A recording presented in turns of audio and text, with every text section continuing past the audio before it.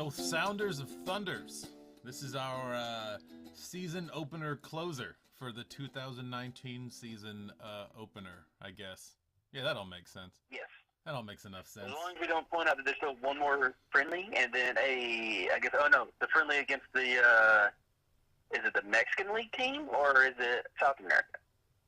I'm going to say it's one of those. I'm going to say it's south of Lake Ontario. I bet it's going to be a team that has some really fast people, that they have a really short, fast person, and they're going to do a long ball to him, and he is really good at getting past the back line. Honestly, sometimes I just hope that their field works. After some of the times that we've been down to South and Central America and played some games, like the cake field that looked like it was just like green icing over red velvet cake, and every time someone tried to stop, they just slid forward and just revealed more of the guts underneath. What game was that? I remember that. It was real bad. It was almost like it's like they were on top of a cake or on top of a painting. Oh Lord, I don't remember who it was. It was somewhere. It was somewhere that you could tell, because like you could see where the pieces of sod that they had unrolled out on the field the day before, perhaps like 10 minutes before the game.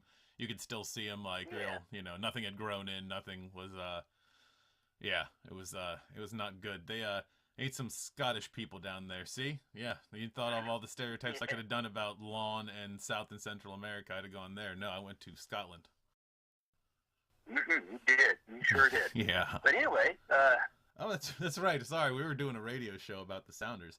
All right, so after seeing what we've seen so far of these games we've seen, which apparently isn't the full deal, but it's close enough, we were just looking at how we performed, and I wanted to start up the sides, because we have a long tradition of playing up the sides of the field, and we have, on the one side so far, we've got Smith and Rodriguez, and this has been very interesting.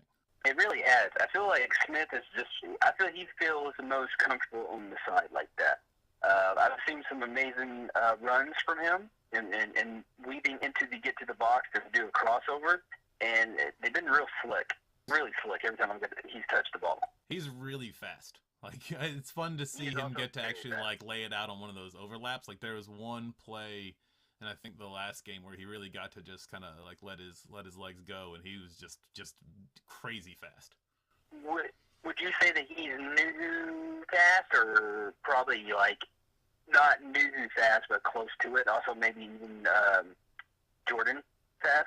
He's pretty damn fast. He's also he's extremely an incognito looking dude. Like you'd probably be able to spot him somewhere like in America as just being like, you look way too chipper to be from around here, boy. But he's real low key, but he is really fast, so he might be up there. Well, however, on the other hand, we have our right side, which has mostly been Leardom and Morris, and you do have speed on that side, but not necessarily from the defender. Leardom's not slow by any stretch. He's definitely he's good feet, and he's good. He's got that sort of Dutch way of playing soccer to him, but not a speed demon. No, he's definitely got some good ball handling though. So it's nice to see him on that side. He makes up for speed with the ball handling that he can do, and I feel like if him and Morris can connect more on that side, that's going to be really interesting to see. Yeah, they're both real smart players, and so it'd be nice to see, and I think we got to see some of that in these games. We actually got to see some of the bouncing back and forth, and just how much it's nice to see something start up that looks like it's going to go to goal, and even though it doesn't go to goal, it ends up turning back around and becoming like a good cross or something that comes back to the middle, or they swing it all the way around and something fun happens. Yeah, I think also Leardom and Morris will go well with Smith and Rodriguez on the other side. I worry a little bit about Rodriguez, because he I think sometimes wants to have the ball a little bit more, but I still think he's good at checking back and sending the ball where it needs to go as well. So I'm not too worried. Yeah, Rodriguez is a great player. He's really good. I'm glad we picked him up. All that stuff. However, and I think you were going here, there's somebody else we'd like to see there rather than him. Absolutely. Nothing against Rodriguez. I think he should be a sub, but I'm also cool with him, Rodriguez, and the person we're going to talk about, Ship, being subs to one another. Because I also love to see Ship get in there with Smith and Morris and Leardom and Diaz and just see what will happen. Yeah, he's you know, the same thing I say constantly about him, but he's just a good heads-up player. He plays good soccer. He plays unselfishly, but still makes the runs you have to make everything else you do have that element of danger. So he does that, Yeah. but I like when he's gonna get the ball. I'm interested in what's going to happen next more than I am usually, and I don't know if that's just some weird man crush type of thing, but it's fun to watch him handle the ball and fun to see how he distributes it. I think that with him being such a team player and Morris being the ultimate team player, I think that's going to work really well for both of them this season. Yeah, especially because both of them will go in too. They'll both make runs to the middle, so you know you got that the give and goes, and you got all that stuff. And when it comes to we had back when we had Jones and we had Mears, it's definitely different. It's not like it was because both those guys were really fast and handled the ball very well and knew what they were doing. And man, it's going to be exciting. I think it's going to be not sort of the same speed as the Jones era, but I think it's going to be close to the same speed but better ball control. I think you're gonna see less of them like carrying the ball all the way up the field as you would, because there's times when like Mears would do it too, but mostly Jove and Jones would just like carry the ball all the way up that side, and I don't think you're gonna see as much of that, but you're gonna see the same people getting to the same spots, just not as much just direct carriage. I think you're gonna find a lot more passes going to the inside and them overlapping and all the stuff we were just talking about. But Absolutely. So we got that. Oh, and then let's go up the middle of the field. So actually, I skipped it on the outline, but so far we've got mostly Kim Ki-hee and God damn it, the man's a foundation. I just forgot his name. Rodan? No, Chad Marshall. Jesus Christ, man. Oh, See, yeah. that's the Yeah. problem. You try to run a professional right. operation, and then you forget to make sure that you know what you're talking about. Yeah, so Chad Marshall and Kim Ki-hee as our center defensive guys, whatever you call that in this modern day nomenclature. But they're pretty solid. They are Chad Marshall is just the backbone. I mean, he is what he is. He is dad. He's the dad. He's got chores to do, and he holds that back line up like he is doing it so he can get ready to go mow the yard and do all the other dad chores that he's got to do. Yeah, I think it's going to be him and Kiki do a very good job of locking down the back line, and if we can get Torres out there with them, that'd be even more solid. Yeah, I was gonna have some more to talk about Torres later, but going with that vein, with not talking about Torres, we got to see the guy from Greensboro play, and he seemed pretty solid guy. Right. Yep. I think he'd be a good sub in halfway through for anyone if anyone gets hurt, or if they need to bring someone in as another defense or something. I think he'd be perfect. Yeah, I mean, we also lost Chad Marshall a bunch of times to head injuries and all sorts of horrible shit last year, so it'd be good. Yeah. Be good to have somebody big who can come in and be midfield if it'd be in the middle of the field if we don't have Torres, which we'll talk about later again. Right. Oh, and speaking of subs in the back, we still have McCreary, which is fine. I love seeing him on the field. I enjoy seeing him on the field as well. And like I said, I think that if you have the guy from Greensboro, which I apologize for not remembering his name, and McCreary, can't say his name. Let's edit that out.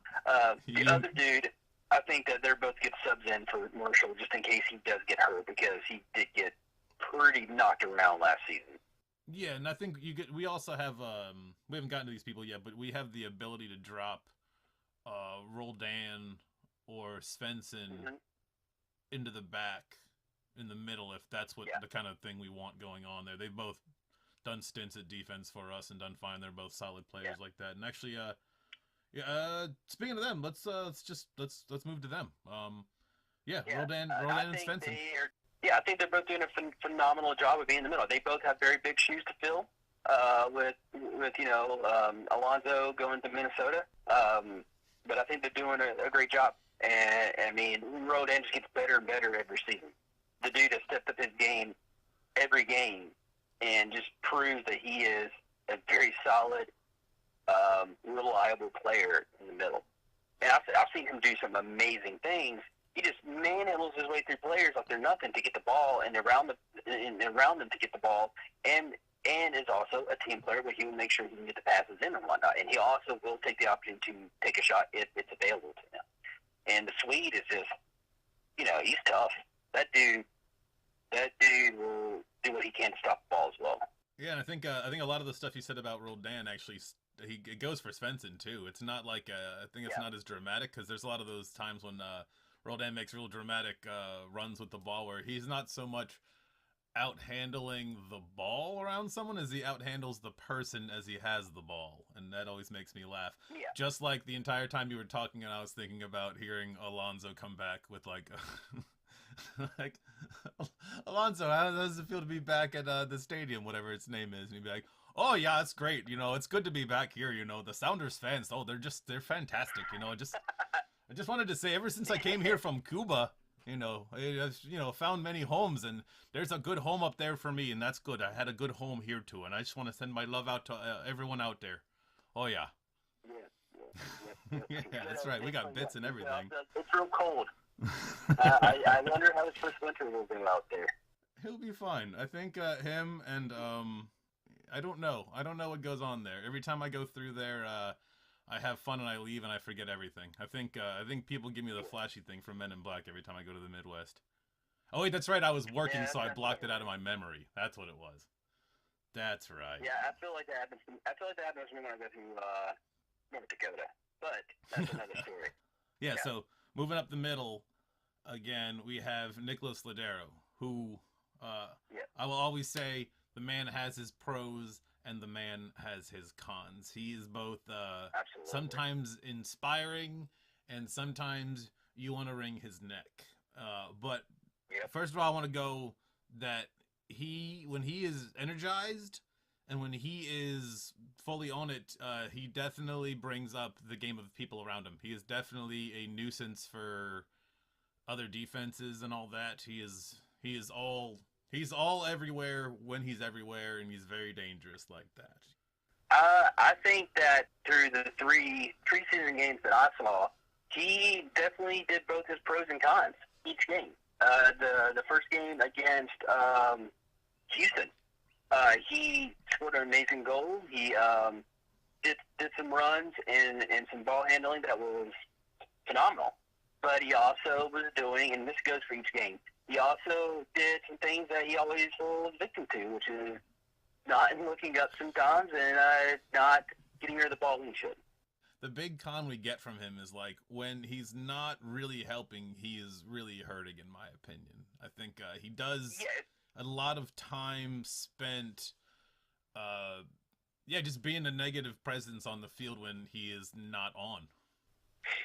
There was definitely a time or two, at least once, I know for sure once, that I saw him get the ball away carelessly through a pass. It was just an awful pass, and it was just like, what are you doing, dude? Like, why did you do it that way? Oh, not pushing his heel through. God damn it. Do what? No, when he doesn't push his heel through, man, that shit kills me. I was going to talk a little bit more about why he does that, but go ahead. No, I was going to say, I think he did that quite a bit during the Portland game. He definitely did not push it all the way through. There were plenty of times I'm like, why did you do that? Why would you do that? Just push your heel through with the pass and it'll go solid, man. Just basics. Yeah, and I think that moving forward, I think the best thing with him is that they just got to try to keep him as focused and excited about the game. Because as soon as he gets in his head and starts looking at the ball and moving almost like he's got like something slippery or sticky underneath the shoes, that's when you got to start worrying about is he gonna get knocked over? Is he gonna get swarmed?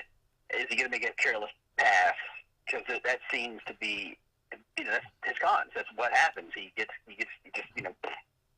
I think he just needs to learn how to lay low in the cut. I think he needs to kind of because he does have the super high energy, and then he'll go into kind of a lull where he's not pushing his heel through. He's not looking up as quickly. He's taking too many touches on the ball, and I think that stuff comes from just short-term tiredness. And I think if he learns how to lay low in the cut, when he's not making huge runs or he's not doing something fabulous, I think he needs to learn how to just be a normal, good on the field player, and then just choose his moments. Like do the same thing that like you see all great players do. And actually, you can see Rui Diaz do this too. Like he'll just make a check back, and he'll just like the ball come to him, and he'll just one touch it to somebody else. He just is go out there. If you're not making a big run at the goal, or you're not, I don't know, putting on the ruby red slippers and doing magic, just be solid off the ball, fill space, all that stuff, and when it's time, go at it. Do the same thing that I imagine you see, your big fancy names like Messi and Ronaldo and people like that do. You don't see them always doing the most fantastic thing because they're picking their moment, and when their moment comes, they hit it, and that's, I think, what he should do. Yeah, absolutely. Absolutely. We mentioned Rui Diaz. That's right. We mentioned Rui Diaz. So let's talk about some Rui Diaz. Yeah. He's not as fabulous looking as he was, which I understand. My hair is cut very short as well, but sometimes you want a pompadour on the field. I'm just saying is all. I feel like he is waiting for the regular season to start before he gets those fancy haircuts. I think it's still preseason, so to save it for the real deal. Okay, as long as he's wearing the right, depressed 13-year-old girl eyeliner, I'm happy. That's really like that's where I start and end. As long as it looks like he's getting ready to fight Captain Hook, that is all that matters. Yeah, really, really it is. And if no one's understanding, the kind of underlying joke is that he'll be fine. He's a great player. Yeah. He's a fantastic player. Yeah, he works well with people. He works well alone. I'm so excited to see what he does this season, along also with the fact of who's going to be around him this season. Like, I am so excited to see him and Morris on the field together, him and Smith on the field, and him and Ship. Mm-hmm. I'm so stoked about that because I feel like we with her last season, and they did phenomenal together. And same thing with Victor. He was out there with Victor a lot. So we know that those three do well together. But now to add in Morris, to add in Ship, to add in Smith. I mean, I think Ship is with them a little bit, but to see that more at the beginning of the season, it's going to be gross. Yeah. I think it's really, really gross. And if they can solidify a game plan of what they want to do, I think that people will be like, I do not want to play the Sounders. I really don't want to play them. These guys look absolutely terrifying, and they are going to shit all over us if we don't pay attention. Yeah, and then I also got to give the shout out again. I believe we did this on our other preseason game, or other preseason recording. But how do we get Will Bruin in there? Like, I want that man on the field as well. But that's to have to choose in this lineup that we're playing, to have to choose one or the other. It hurts. It hurts my heart. Well, we could always change up the formation, do 4-4-2. We can. Or we could. I believe we've actually done that a couple times in the past. I believe when Smetzer sees the need for, I don't know, I've heard people make arguments for that. There's more defense with it and there's less defense. So whenever he feels that he's done it. I would stand by the fact that I think Will Bruin should always be a sub in for the second half. I think he should always be ready to go in the second half. I think you should always put him in the second half. One, because he'll be fresh, and two, because he will plow through people. And by the time he gets onto the field in the second half, the people that have been out there are going to be tired. And they're not going to deal with a dude that's going to just not care to go right through them with the ball. That's what he's really good at. And I've seen his foot skills seem to pick up since he first came on with us. And because that's the first thing that really worried me about him was his foot skills. But then I saw him do plenty of decent flick throughs, decent just straight passing, like decent handling of the ball, and that's good. Because if we get the two of them, I'll be very happy. I would say have him ready to go in for Morris, because until Morris is 100% better, make sure you get him out so he doesn't hurt himself. And Will Bruin is, I think, one of the perfect candidates to go in for Morris. Especially if we switch up lineups and stuff, definitely. I would even say send him in for Victor if Victor's in. If there's a spot to do that. You want to run Will as the left halfback or whatever you call it in this league, the whatever number fits there. I just think that he's a good sub, and bringing him in fresh when everyone's starting to get tired is a very smart idea. I would almost say if you don't even have Ship in, I'd say save Ship and Bruin for the second half and throw them in second half, and then you got a team that is on the other side that is getting tired because they're not being taken out, and they probably won't be taken out, dealing with two fresh-legged people that run circles around them or through them and completely throw them off guard. Sure. Like, Sure. instantly. Yeah. Oh, and speaking of, actually, before that, I just want to go into that we've always had a problem using our strikers well, and I would like Yeah. to see us overcome that. And I think the way you do that is by making sure you're playing the ball to the forward when he checks back. Like when Rui Diaz, and this is a lot Mm-hmm. with Dempsey. When Dempsey would end up playing forward for us, a lot of times if we weren't turning and going up the field, he'd have to come make checkbacks to do something with the ball. But in this case, Yeah. you get our whoever the striker is just checking back, just getting a touch on the ball, moving a defender not to where the defender would want to be, and that kind of little Yeah. dumb I think is what leads to fun things happening and gets them more touches on the ball. I think we just need to get our forwards more involved. We do not have a team that sends lots of long balls successfully over the defense. Like we've done it before, but we do not do it a lot. We go play slow out of the backfield. That's what we do, and I think the way you get the forwards to work with that is to have them check back, have them do old switcheroos with whoever's playing center back. It's not like Rui Diaz can't handle Yeah. being on the ball, and it's not like Bruin can't handle doing a job for a little bit and then going back to what he's used to. Right. Yeah. I know we've done the crosses in before when Jones and Mears was there, and last season with Nuhu and Leardom and stuff like that. But I felt that with Smith being in there, and towards the end of this last season, it started. With Smith being in the beginning, the crossovers to the box were different for some reason. They felt more connected. They felt more on target almost. And I'm not trying to discredit the skills of Jones and Mears or anyone else. I'm just saying that I can't really put my finger on how they felt different. They just did. They seemed more precise or something with Smith. And I think that's going to change our gameplay a lot, being able to do that, because you're going to have Morris, you're going to have Diaz being able to run up there in the middle and be able to connect with those crosses, unlike before, which is going to make us even more dangerous.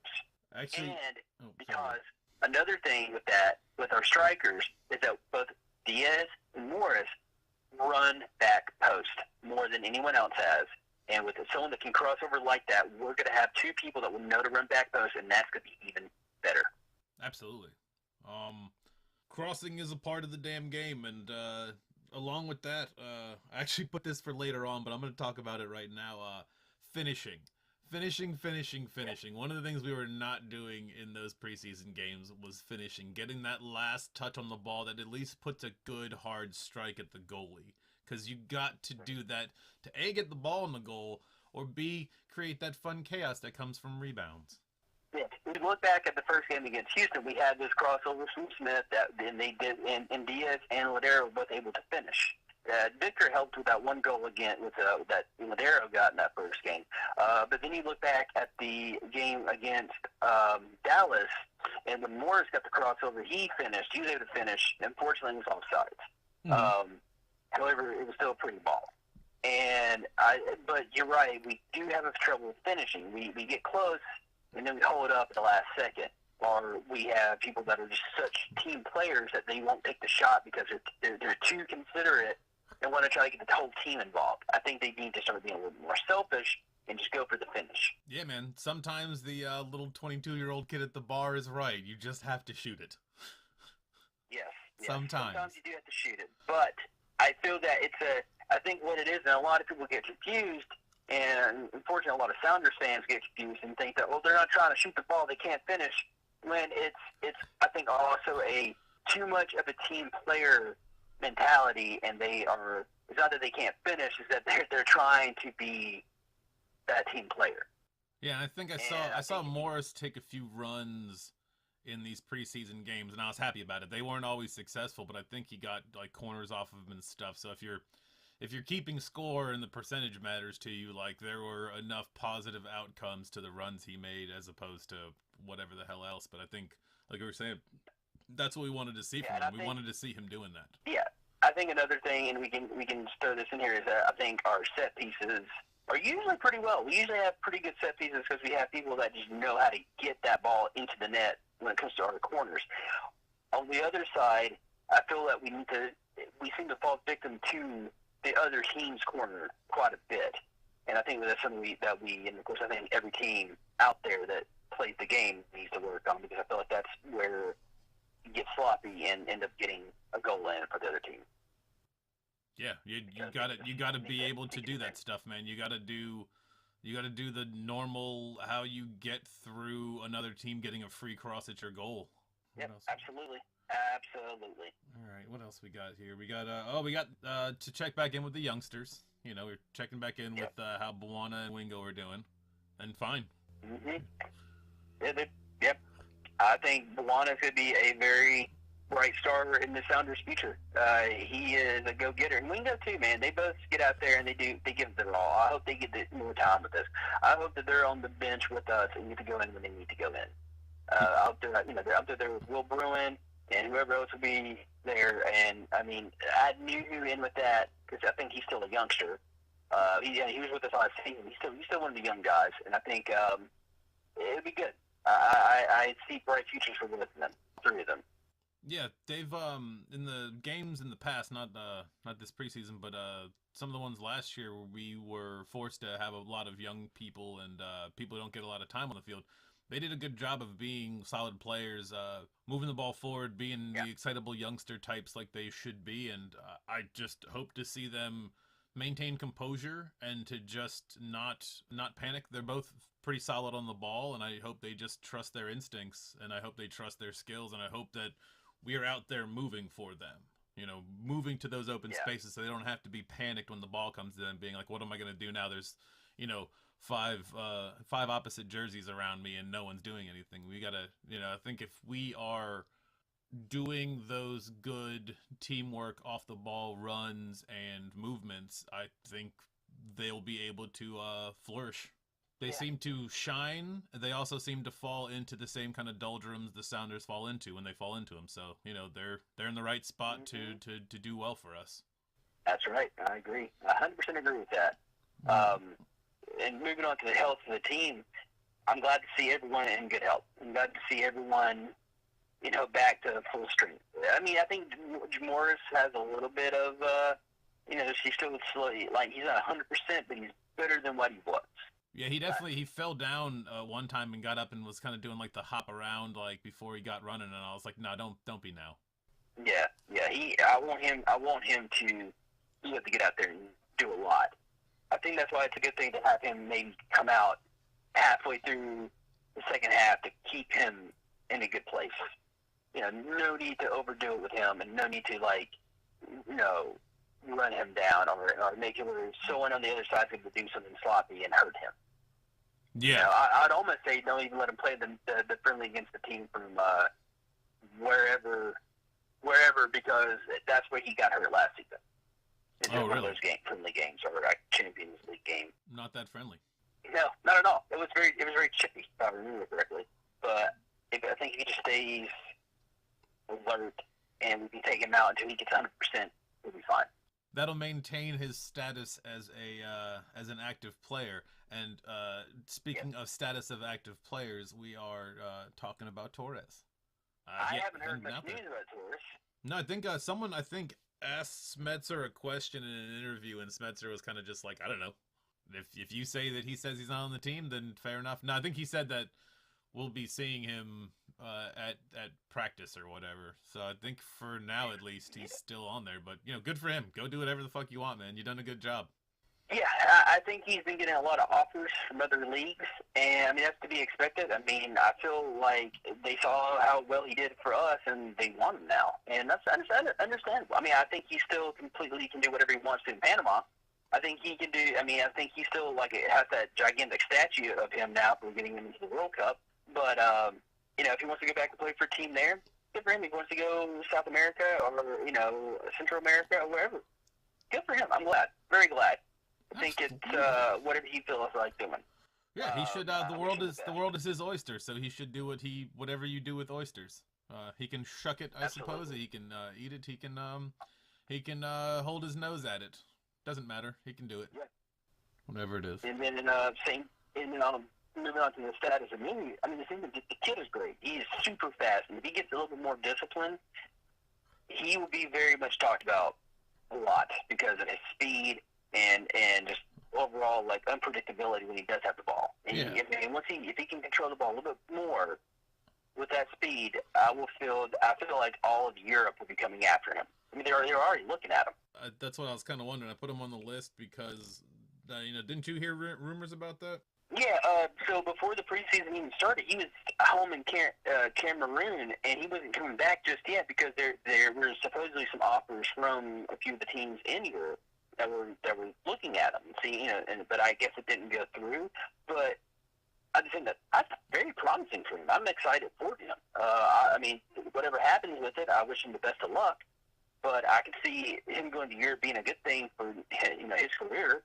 I mean, I will miss him on the Sounders because I think he's been great with the Sounders. I do hope he still gets a goal for us, like a regular real season game, because he got that one. One. Was it yesterday or the other day at the Dallas game? But yeah, he needs to rack up a real regular season one. Yeah. I agree. It'll be very exciting. I want him to get a regular season goal and just at home, and I want everyone just to go ape when he does, because they will. Everyone loves Nuhu, and it's just. Whatever his future holds, he's still young. He's still got plenty of options. I do see him going to Europe probably next season, if not the middle of this one. I can see it happen. Yeah, good for him, man. Go see the world, man. Get your full fill of what Europe has to offer. I mean, if he can go to England and he can see what life is like in a place where it's rainy most of the year, or he can go to the rainforest and see what it's like to be in a place that's rainy most of the year, or he could stay in Seattle and see what it's like to be in a place that's rainy most of the year. The world is also his oyster, but his oyster is a little more wet. Yeah, I mean, really, yeah, he could go anywhere. I mean, I think I could see a German team picking him up. Sure. Absolutely. But then again, I could see, who knows, maybe an Italian league or even a Spanish league picking him up too. England may, but I feel like, I know one of the teams picked up one of our very promising American players just recently for the Premier League, so that's pretty exciting. You talking about Pulisic? Yeah. Oh yeah, Chelsea of all teams picked him up for a very good chunk of money, and he'll be playing for them next season. Good. I do not like Chelsea, but I will totally watch the games for him. Yeah, I don't much care for anything outside of this the city limits here, but I would definitely watch that guy play. I mean, he's definitely your future of American soccer and whatever other kind of hyperbolic things you want to put in a magazine title.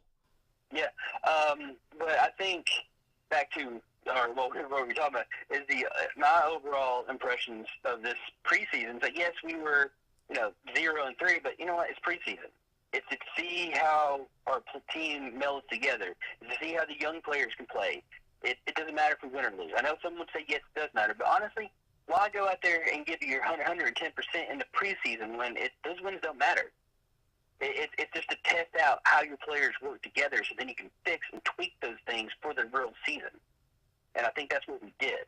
I think we got out there and we showed that our first lineup, that would probably be the starters for the regular season, are very dangerous together and very slick with the ball. And I think that we just showed the other teams that we played that this is what you're going to look forward to, and we're not even really trying. And and then they switched it out, and we didn't. Our younger guys, got some stuff scored on us, but it's good to still get them out there and get that experience, and that is what we did. If you notice, yes, the other teams did that, but they also went harder than us for some reason in the preseason. And I feel like, you don't want to sit there and not do anything, but at the same time, you don't want to go all out in the preseason and kind of just, what if some of your main players got hurt in the preseason? Then you're screwed. So I think for me, and I think my impression is that we did exactly what we needed to do to show that our first string team is ready for the season and that we're going to be dangerous. Agreed. That's my take on it. I agree, and I think that's a big takeaway is that being dangerous is important. I don't ever like when we have to consider like another player on another team. Like it's like what are you gonna do against LA Galaxy? They got Svetlana or whatever the hell his name is. What are you gonna do against this team because they have this person? And it's like we should rely on our abilities to uh, push the burden of that onto them. And I think Yeah. us working on playing good soccer and us developing rhythms, like all the player rhythms, like you see a lot with other years with the Sounders, especially with the influx of new players and people leaving.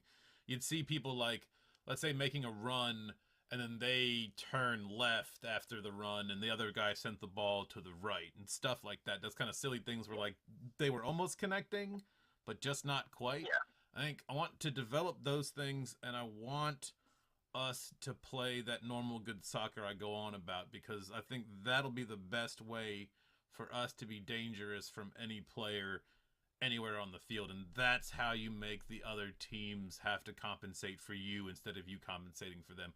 Who cares what star anyone buys? Who cares how flash a new team in the league is?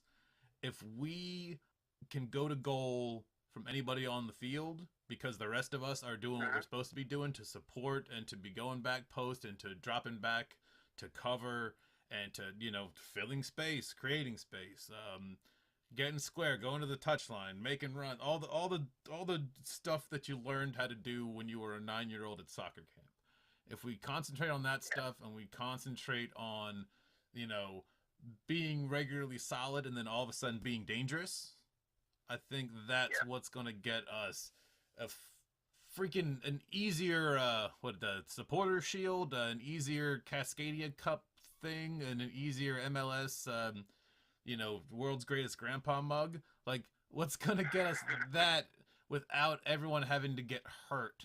You know, we get fouled all the time, and that's not, you know, it takes two to tango on that one. I think sometimes the way we play puts us in positions where we're getting fouled and it's unnecessary. Or, you know, if we'd been moving the ball better, those would have been yellows because the ball would have been to them and away from them before the guy makes the, you know, the contact, and you're like, hey, what's that? And then everyone gets to throw their hands up in the air and then chest bump, and the guy from Portland gets to go around being like, well, I can't believe no one ever saw Star Wars. How come y'all ain't never seen Star Wars?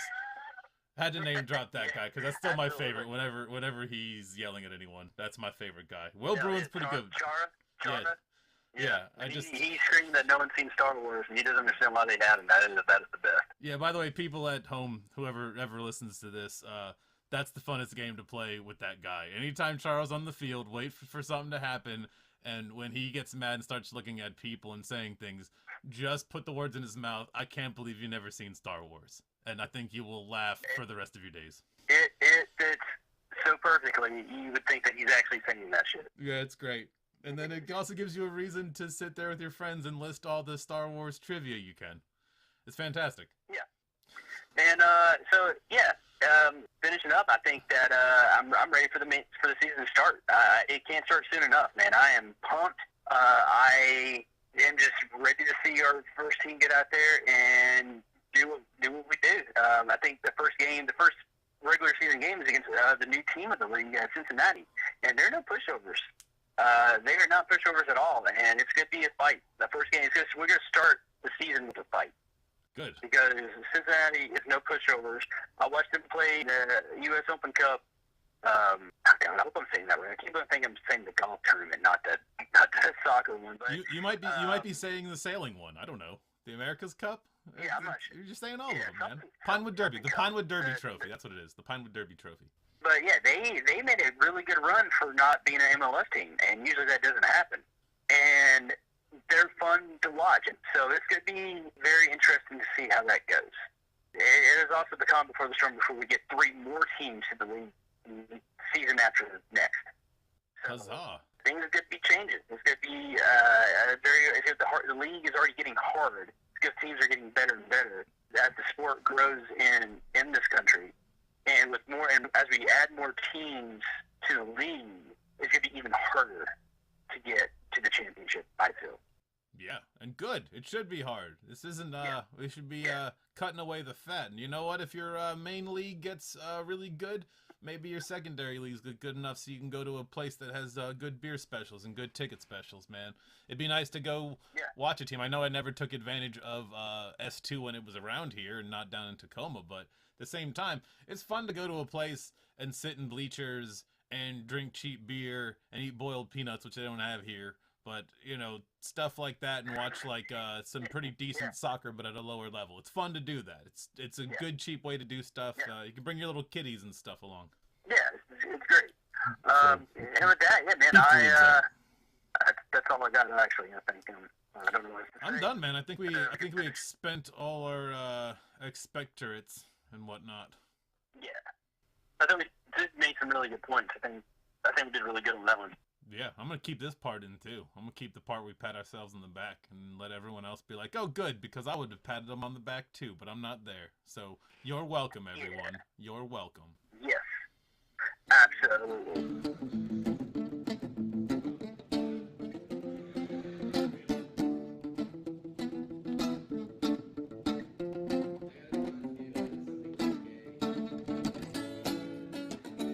Sounders and Thunders is a PersonorPersons production and can be found at PersonorPersons.com, along with plenty of other fun things. So stop on by, tell your friends, and do the liking, subscribing, rating, and all that wherever you listen or watch this type of thing.